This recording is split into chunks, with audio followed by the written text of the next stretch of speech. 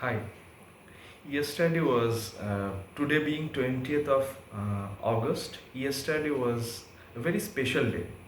Uh, it was 19th of August 2021, and yesterday was World Photography Day. Yes. Since I was crazy busy yesterday, so I couldn't pay my homage to World Photography Day, but I have squeezed a little bit of time today on 20th of August. So maybe it is late, a belated wish on World Photography Day, but what I am planning to do, I am planning to pay my tribute to World Photography Day uh, today, and I need my phone to show you the picture that I'm going to pay my tribute to, my homage on. Uh, so this is the image that I have decided to dedicate. I hope you can see the image. Let me zoom it for my YouTube viewers. This is the image. Okay, and and and you can see this. This is the image. Is it visible? Hopefully it's visible. And this is the image uh, which was painted by Pablo Picasso, uh, and the title of that image is Mother and Child, 1901. So this is 1901, Mother and Child by Pablo Picasso, and I totally dedicate uh, this YouTube video to Pablo Picasso's painting entitled Mother and Child 1901. Why have I chosen this picture? Because of uh, of because of an unhappy correlationship that womanhood is always collapsed into. You know, before I go into this picture by Pablo Picasso and continue my homage on World Photography Day, let me confess that I would be dropping the names of three very important French, not I mean three very important feminists, very important feminists called Simone de Beauvoir, called Lucy Rigare, and called Julia Kristeva. Uh, and what are they saying? Simone de Beauvoir is saying that if you draw a circle and the circle is patriarchy, then the woman resides outside that circle. So women don't belong to the patriarchal culture or patriarchal language. Fine. So this is Simone de Beauvoir is saying.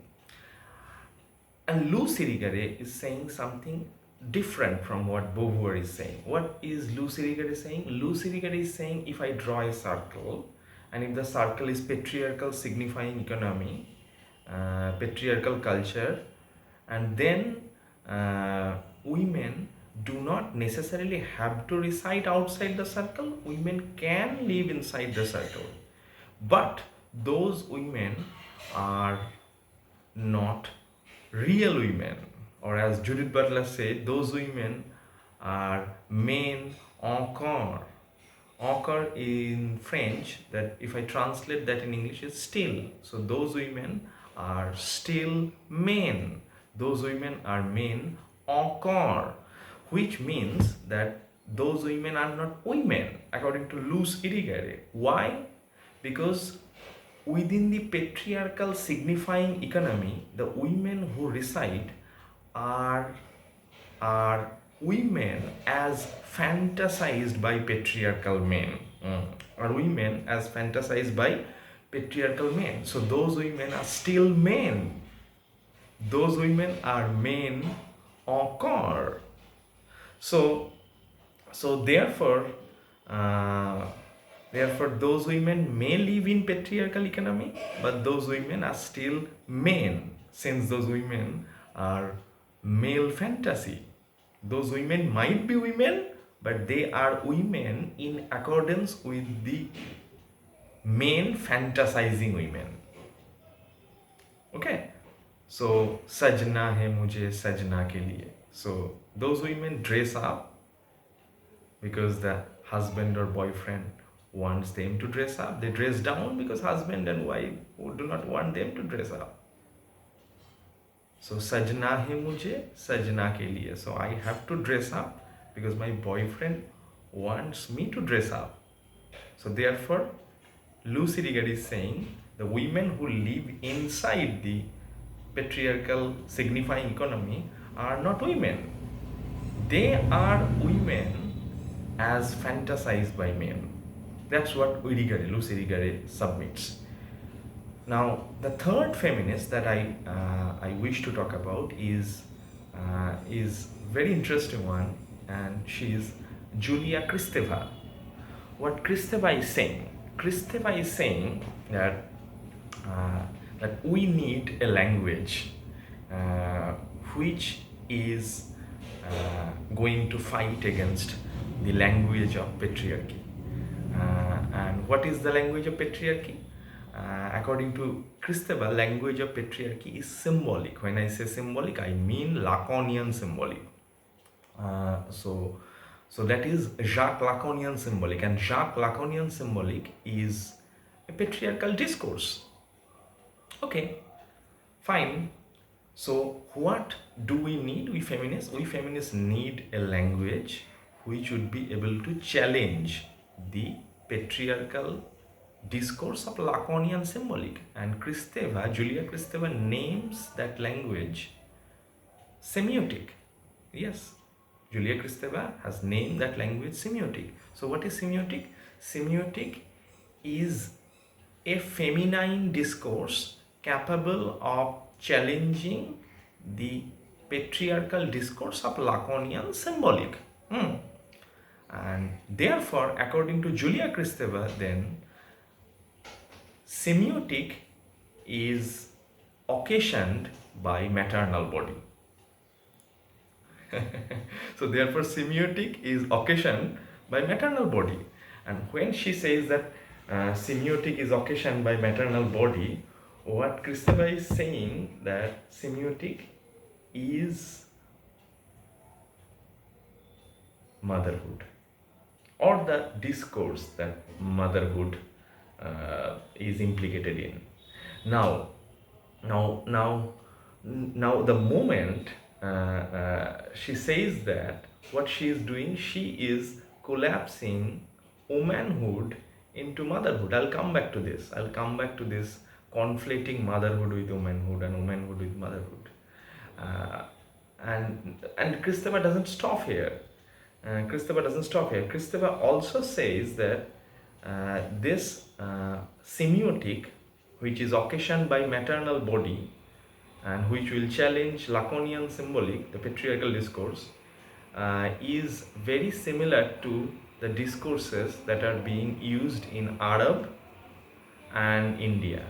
So according to Kristeva, her theory of semiotic is similar to Arabic and Indian discourse of mysticism. So not only Kristeva is collapsing womanhood into motherhood, she is also creating another binary, that is, West is masculine and East is feminine. So therefore, Kristeva's semiotic, I could almost mail a theoretical order of Orientalism in Julia Kristeva's theorization of semiotics. Because what Kristeva is doing, Kristeva is almost subconsciously or unconsciously, Kristeva is creating the binary of West being masculine and East being feminine. And therefore West masculine and Lacanian symbolic, and East mystic, feminine and Oriental.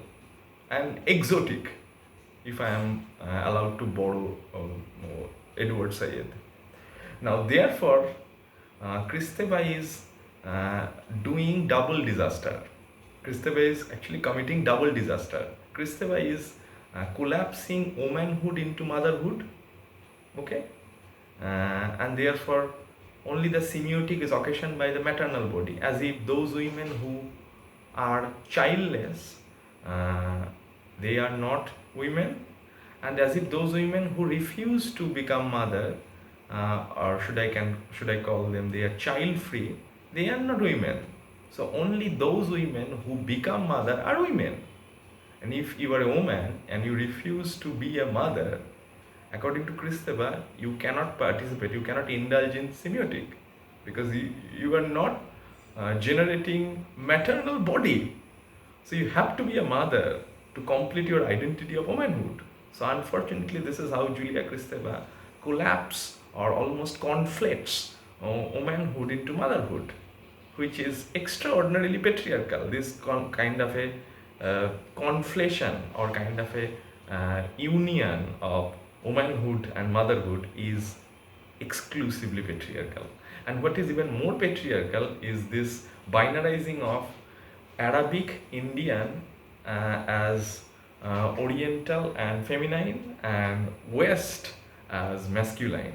So this kind of Orientalist exotic binarization is excruciatingly patriarchal. Okay, because it is based on colonialism. So Kristeva is being patriarchal as well as colonial in terms of her theorization of semiotic. And that's why what Kristeva is saying, that you can be a woman, but you can only participate in semiotic and fight against symbolic, Lacanian symbolic, only if you occasion mother's body. So childless or child-free women are not mothers, so they disqualify as a woman. So Kristeva would not have them any place in a semiotic. Wonderful, Julia Kristeva. Now, now, now this is exactly where I think patriarchy absolutely loves motherhood. Does that mean that, am I going to say that patriarchy loves mothers? No, I'm not going to be saying this. All I'm going to say, patriarchy does not love mothers. Patriarchy loves motherhood. And when I say patriarchy loves motherhood, I mean patriarchy loves motherhood like a machine. I love my air conditioner because it cools me. I love my tab because it helps me have access to internet. I love my laptop because it helps me conduct my Zoom call. I love my roti maker because it prepares me roti. I love my car because it helps me carry myself and transport. So similarly, patriarchy loves motherhood because motherhood is also a machine of perpetuating patriarchy. So motherhood, according to patriarchy, is just a machine that sustains, continues, and sort of perpetuates patriarchy. So motherhood is just a machine of perpetuation of more patriarchal system. So, and if patriarchy finds a machine which perpetuates patriarchy, then there is absolutely no reason why patriarchy should not love motherhood. So therefore, be careful, patriarchy loves motherhood, but patriarchy does not love mothers. So it's very much similar to capitalists who loves the labor of the laborers, but they don't love the laborers themselves. So শ্রমিককে আমাদের পছন্দ না, শ্রমকে আমাদের পছন্দ, পুরুষতন্ত্রের মাদেরকে পছন্দ না। কেন না? মাতৃ যে ওই, it reminds me of a famous Bengali quotation, মেয়েরা হলো মায়ের জাত। The women are mother kind, mother species, and it horrifies me how much the identity of a woman is dependent on motherhood, as if unless you become a mother, you do not complete your identity of and as a woman. So your identity of womanhood is predicated on you becoming a mother.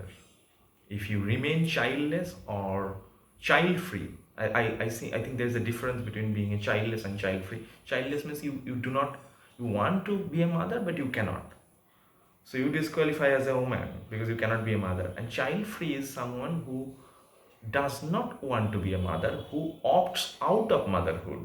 She may be married, but she doesn't want a child. She doesn't want to be a mother. And if a woman does not want to be a mother, she has every right not to be one. If you are a woman and you don't want to be a mother, you have every right not to be a mother. No one can tell you. But ওই যে মেয়েরা মায়ের জাত, so that's why unless you become a mother, you do not become a complete woman, right? So therefore patriarchy absolutely loves motherhood. Now on this note, I would like to go back to the image of Pablo Picasso with which I had begun my video, to sort of pay a tribute to World Photography Day on 19th of August. And let me go back to that image for a while. Let me go back to that image. This is the image. This is the image. Yes.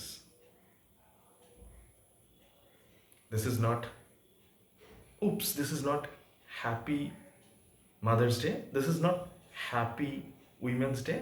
This is Happy Photography Day. And I don't know why, but I simply love this Pablo Picasso's 1901 image of mother child. So Happy Photography Day and Happy World Photography Day. And I'm sorry for this belated upload on World Photography Day. But